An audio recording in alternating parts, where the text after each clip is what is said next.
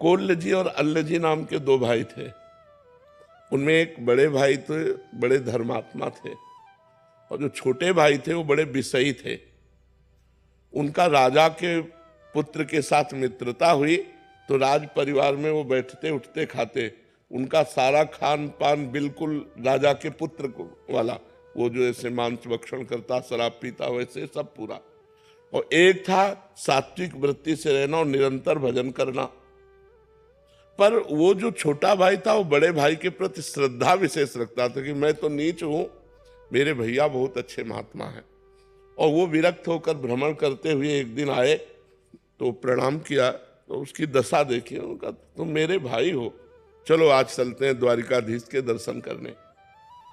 ये सत्य घटना।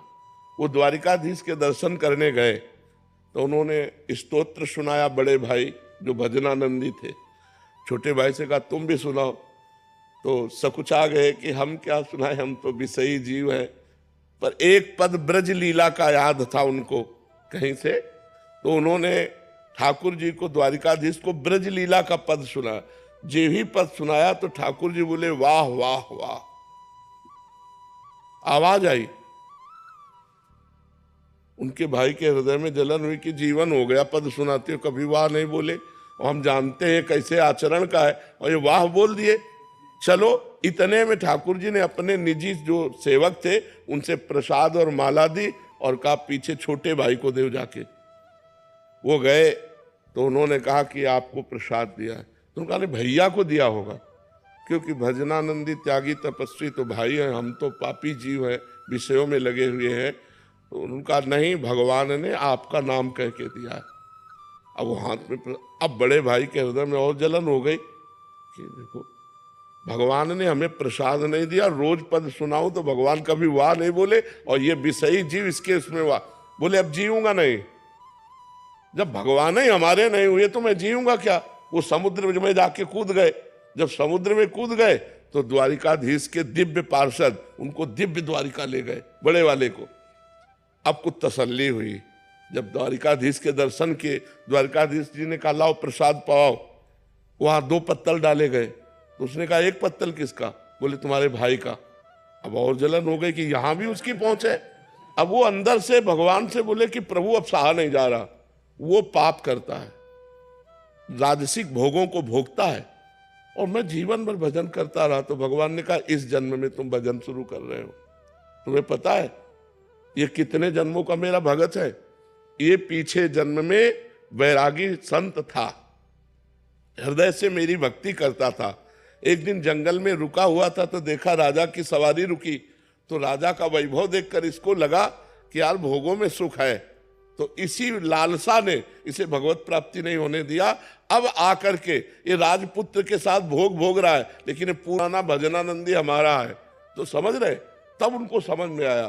तो वर्तमान में यदि हमारी कोई वासना हमें भगवत प्राप्ति से रोक देगी तो अगले जन्म में उस वासना की बहुतायत होगी और भगवान की कृपा होगी और भगवत प्राप्ति होगी।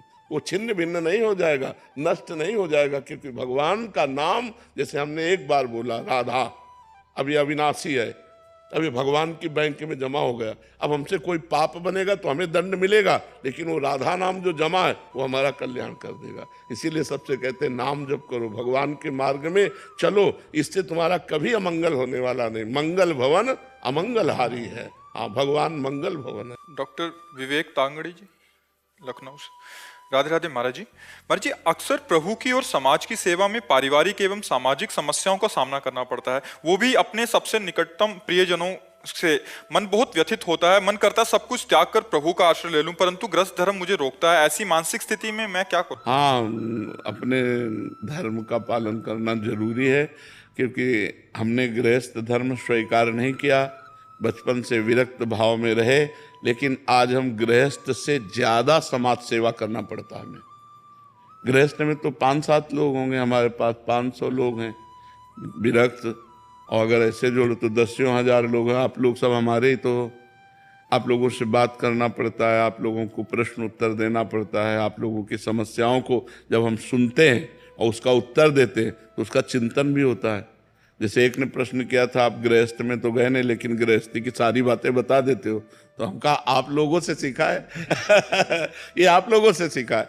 संसार के गुरु तो तुम ही हो, तुम ही हमें सिखाते हो। हमारी गृहस्थी में ये समस्या है, हमारी ये समस्या है, हम ऐसा करते हो तो हम पकड़ रहे हैं एक एक को, और वही हमारे दिमाग में आ रहा है।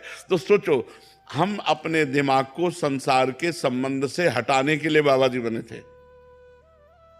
आज हमें पूरे संसार का ज्ञान है, बचपन से लेकर जब मरने तक का ज्ञान है।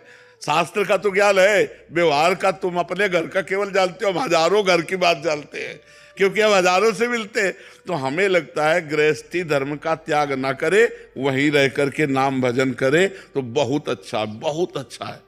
नहीं तो अगर आप मान लो गृहस्थ धर्म का त्याग करोगे, किसी आश्रम का आश्रय लोगे, किसी न, अब ऐसी तो नहीं कि गुफाओं में जी लो, कंदमूल फल खा लो। अरे बेर भी पैसे से मिलेगा, बाहर शौच नहीं हो सकते, डंडा लगेगा, डंडा मारा जाएगा, बाहर कहीं शौच नहीं हो सकते। अगर जो विरक्ति अवस्था में हम लोगों ने जीवन जिया, भर करके गंगा जी से कमंडल पानी पीकर भूख मिटाई, पानी नहीं है, पहले हैंडपैप आदि कुआं आदि सब सूख गए, खत्म खेल। तो अगर परिक्रमा लगाना है और प्यास लगी है तो पैसा से पानी खरीदो।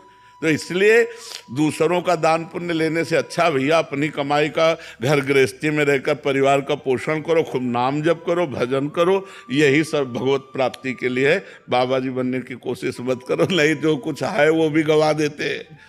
जो भजन पूजन है, अब मान लो 1000 लोग प्रणाम कर रहे हैं तो फ्री थोड़ी कर रहे हैं, उनको उसका पुण्य मिलेगा। कोई हमें भोजन दे रहा है, उसका पुण्य मिले, कोई रुपया दे रहा है, कोई कपड़ा दे रहा है। तो ये जब व्यवस्थाएं चल रही तो इसमें भजन ही तो खर्चा हो रहा है, और आप मेहनत से कमाए, आप खाए, औरों को खवाए भजन की, तो बहुत बढ़िया।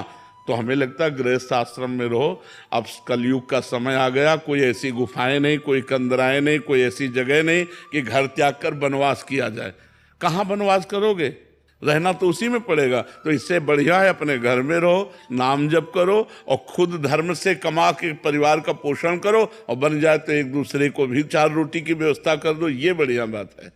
महाराज जी गुरुकुल खोला तो बच्चों को आशीर्वाद। हाँ बिल्कुल बिल्कुल, तो बहुत अच्छी बात है। उनको अपने जो धर्म शास्त्र के अनुसार संस्कृति है उसको समझाना बहुत अच्छी बात है। ब्रह्मचर्य पर ध्यान देना, त्रिकाल संध्या करना, शास्त्रों का स्वाध्याय करना, अपने पूज्य जनों के साथ आदर का बर्ताव करना, ये तो गुरुकुल में सिखाया ही जाता था, और तभी हमारी समाज बड़ी पवित्र थी।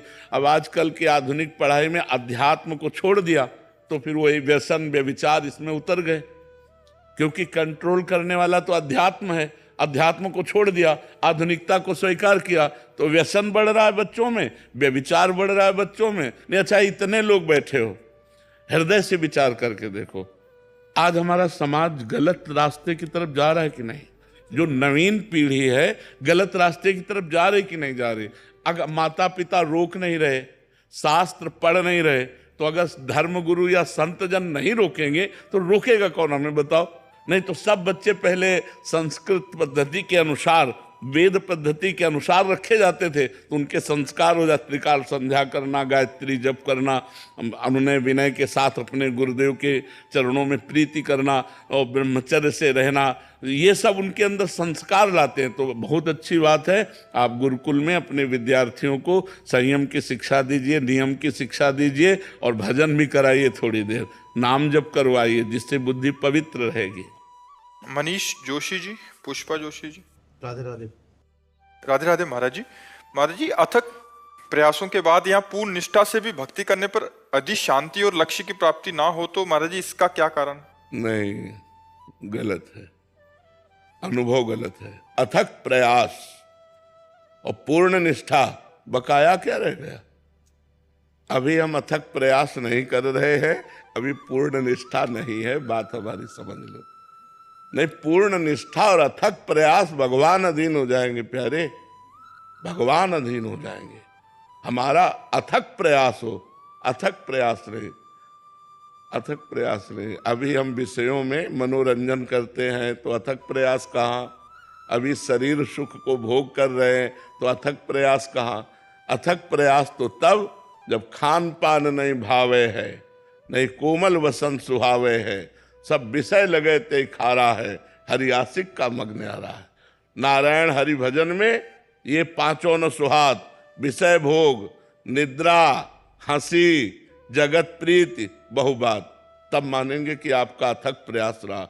और पूर्ण निष्ठा, कहीं डिग नहीं सकते, अरे माया को परास्त करके परमात्मा को प्राप्त कर ले। ये दो शब्द बहुत जोर के हैं, अथक प्रयास और पूर्ण समर्पण। अब ये हम नहीं मानने वाले कि अथक प्रयास और पूर्ण समर्पण करने वाला हार सकता है, हम ना, क्योंकि उसी मार्ग में चले हैं, तो हम कैसे माने। अथक प्रयास और पूर्ण निष्ठा और असफलता, ये शब्द ही नहीं बनता, ये शब्द ही नहीं बनता, ये बनता ही नहीं। क्योंकि मान लो आप कितना भजन करते हैं हम तो नहीं जानते, लेकिन हम कितना भजन करते हैं तो हम जानते हैं ना। हम अपने प्रयास को देखा, अथक प्रयास, 8-8 दिन भोजन नहीं मिला, लेकिन हम परमार्थ से कभी उदास नहीं हुए, कभी हटे नहीं, कभी घर याद नहीं आया भगवान के मार्ग में। तो अथक प्रयास और पूर्ण समर्पण, दोनों शब्द जीवन में, पूर्ण समर्पण, कोई नहीं हमारा प्रभु के सिवा, तो हम आज भी विजयी बैठे हैं। हम लोगों में जब तक भगवान की शरणागति नहीं होगी, जब तक भजन नहीं होगा, तब तक दुर्वासना मम सदा परिकर्षयन्ति, दुर्वासना खींचती रहती है, वो हमको अशुद्ध करती रहती है। अच्छा, मान लो जैसे अभी किसी भाई ने कहा कि हम गलत चलते थे, सत्संग सुन करके सुधरे। किसी ने कहा था, आपने कहा, अगर आप सत्संग न सुने होते तो आपको पता ही नहीं चलता कि सत्मार्ग क्या है, असत मार्ग क्या है। तो सत्मार्ग सुना तो तुम में हिम्मत आई और सत्मार्ग में चले। तो शास्त्र कोई पढ़ता नहीं, मोबाइल का जमाना है, और स्मार्ट मोबाइल है तो बहुत बड़ा स्मार्ट बना देगा, वो नहीं बना देगा।